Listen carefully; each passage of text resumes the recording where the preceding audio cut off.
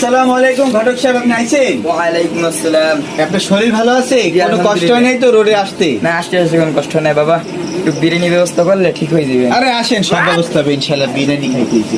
বসেন, এনে বসেন আপনি। ঘটক সাহেব একটু শোনো, মাইয়েরা তো দেখতে আসিনি। একটু ধৈর্য ধরো বাবা, একটু এত বেদিকে এসো, এখন লইবে না দেখবা না। ঘটক সাহেব কানে কানে কিছু করছেন মনে হচ্ছে। না না, কিছু কইতেছি না, তোমরা নাস্তা পানি রেডি করো। হ্যাঁ, ঘটক সাহেব কোনো টেনশন করেন না, এই নাস্তা এখনই নিয়ে আসতেছে, বুঝছেন? একটু ওয়েট করেন। আম্মা, কই নাস্তাটা নিয়ে আসো আম্মু। কই আম্মু, আসো।